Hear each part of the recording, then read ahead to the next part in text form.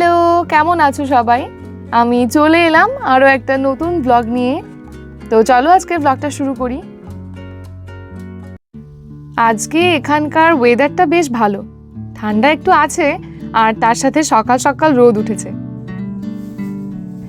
আজকে সকালে উঠে ভেবেছি যে আজকে খিচুড়ি বানাবো, আর ভাবছি ডালিয়ার খিচুড়িটা করব, কারণ ডালিয়া এমনিতেও খুব হেলদি আর তারপর খেতেও খুব ভাল লাগে। আর তার সাথে আমি কটা বেশি করে সবজিও দেব। আর আমি খিচুড়ি করলে একটু সবজিটা বেশিই দিই, গাজর, ফুলকপি, বাঁধাকপি, তারপর বিনস, আরও যদি মিষ্টি কুমড়ো ওইগুলো থাকে তো সব একসাথে দিয়ে দিলে আমার কাছে খুব ভাল লাগে। কিন্তু আজকে আর অত কিছু দিইনি, ওই আলু, গাজর আর ফুলকপি আর বিনস এ কটাই দিয়েছি।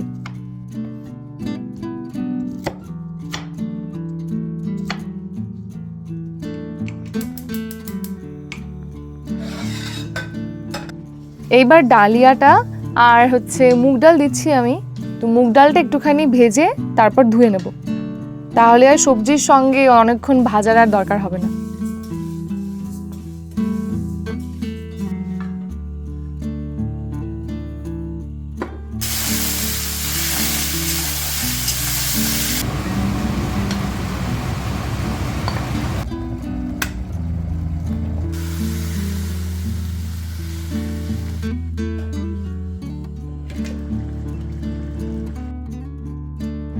এই তো খিচুড়ি প্রায় হয়ে এসছে, সবজিও গলে গেছে আর ডাল আর ডালিয়াও গলে গেছে।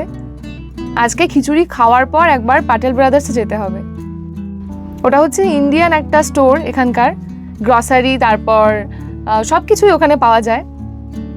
আজকে অনেক দিন পর যাওয়া হবে, প্রায় 15-20 দিন পর।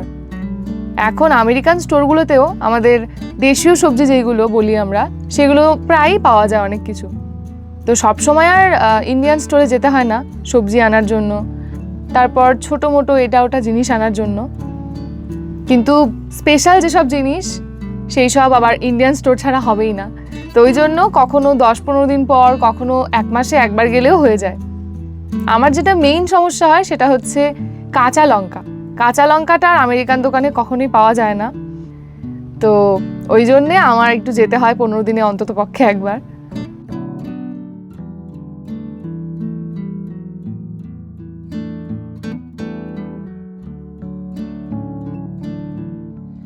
সকালে ব্রেকফাস্ট তো হয়ে গেল, আর খিচুড়ি তো, তারপরে ডালিয়ার খিচুড়ি খেয়ে খালি ব্রেকফাস্ট না, ভালো মতোই খাওয়া হয়েছে। ওই জন্য ভাবলাম যে দুপুরের রান্নাটা এসে করব। আর এমনিতেও আমরা দুপুরের খাওয়া একটু দেরিতেই খাই, ওই 1টা-2টো এরকম বেজেই যায়। আর আজকে সুন্দর রোদও উঠেছে ভীষণ, তাই ভাবলাম আগে যাই দোকানে, কিছু কিনবো, একটু সবজি আরও এটা ওটা কেনার আছে। তো কিনে তারপর চলে আসবো, এসে তারপর রান্না বান্না হবে। তো চলো এখন বেরোই।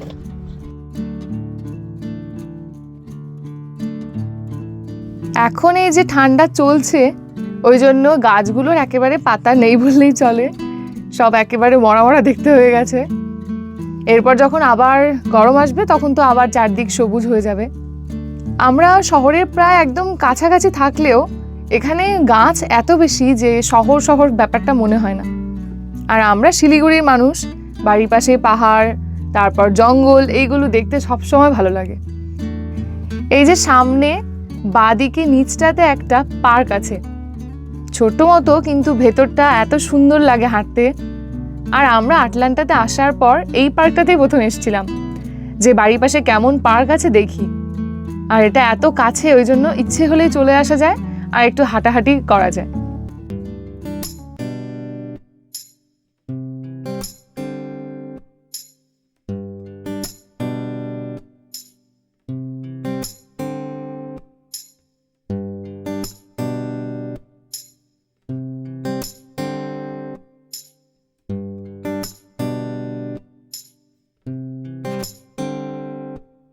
আমরা চলে এলাম পাটেল ব্রাদার্সের সামনে।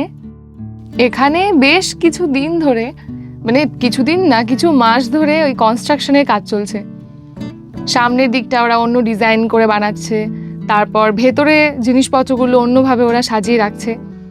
তো এই ক্ষেত্রে একটা জিনিস একটুখানি অসুবিধা হয়, সেটা জিনিসগুলো একভাবে নিয়ে অভ্যস্ত, তারপর সেগুলো উল্টোপাল্টা হয়ে গেলে ওই জায়গাগুলো চিনতে একটু অসুবিধে হয়, তখন বারবার একটু জিজ্ঞেস করতে হয় যে কোথায় কোনটা রাখা আছে। আর একবার অভ্যেস হয়ে গেলে তাহলে বাজার করা খুব তাড়াতাড়ি হয়।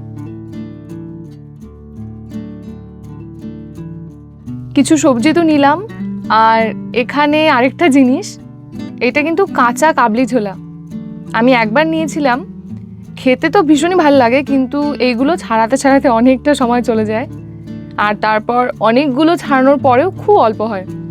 তাই আজকে এইটা আর নিলাম না, আরও অনেক কিছু কেনার আছে, ওইগুলো আগে কিনে নিই।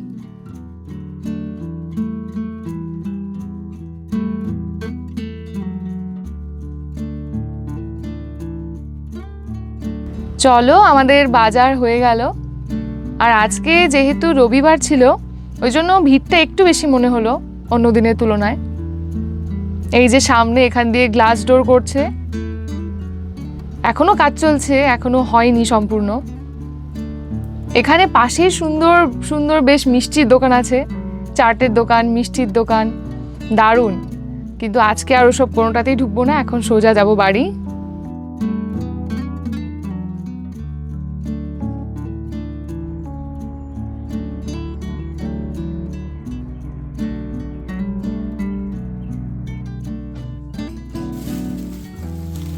সবজি টবজিগুলোকে রেখে দিলাম ফ্রিজে, আর এই কটা জিনিসকে রেখে দেবো, ব্যাস।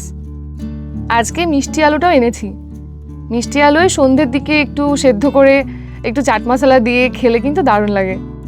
আর আজকে আরও একটা জিনিস নেওয়া হলো, এই নতুন আচারটা। অনেক দিন ধরে আচার কেনাও হয় না, আর পুজোতে যেহেতু বাড়ি গিয়েছিলাম এবছর, ওই জন্য তখন বেশ অনেকগুলো আচার আনা হয়েছে, ওইগুলোই চলছে অনেক দিন ধরে। তো ভাবলাম একটা মিক্সড ভেজের একটা আচার আনি, ওই জন্য এটা নিয়ে এলাম। দুপুরে খাওয়া দাওয়া শেষ করে নিয়ে তারপর বিকেল দিকে আমরা দুজনেই একটু বেরোলাম। আর গাড়িটা অনেক দিন ধরে ধোয়াও হয় না, তো ওটাই ভাবছিলাম যে এখান থেকে ধোবো। আমাদের অ্যাপার্টমেন্ট কমপ্লেক্সের মধ্যে এরকম সুন্দর ধোয়ার জায়গা, তারপর ভ্যাকিউমের জায়গা করা আছে, কিন্তু এখানে এসে দেখছি যে পাইপের আর জল নেই এখন। ওটা ঠিক করবে, তারপর করা যাবে। এগুলো লিজিং অফিসের ওখানে জানালে খুব তাড়াতাড়ি ঠিক করে দেয়, তো ওই জন্য আজকে আর করা হলো না, কাল পরশু কোনো একটা সময় করে নেওয়া যাবে। তো যাই হোক, আমরা ভাবলাম যে তাহলে ভ্যাকিউমটা করি, আর তারপরে হাঁটাহাঁটি করা যাবে একটু।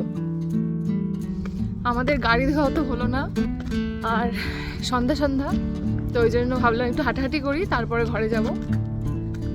একটু ঠান্ডা আছে, কিন্তু মানে এই ঠান্ডাটা বেশ আরামেরই ঠান্ডা, খুব একটা খারাপ না।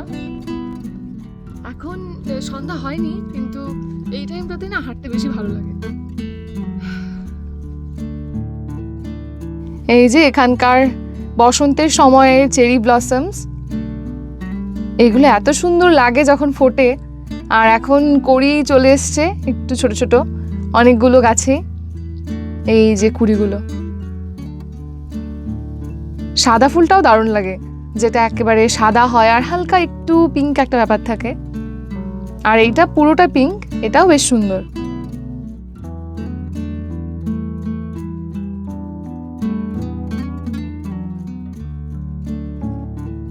এই সামনের দিকটাতে একটা গার্ডেন করা আছে এই অ্যাপার্টমেন্ট কমপ্লেক্সে।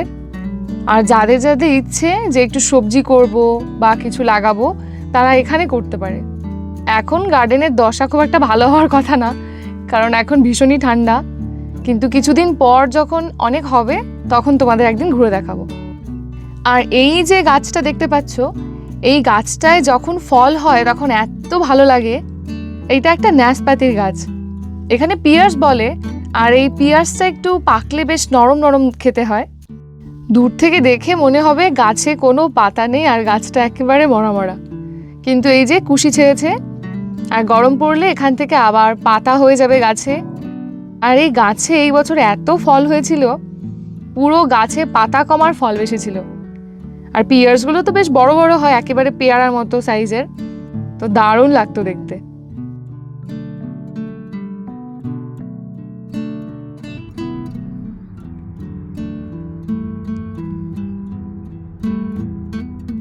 চলো তাহলে আজকের ব্লগটা এখানেই শেষ করছি, দেখা হবে আরো একটা নতুন ব্লগে। সবাইকে টাটা।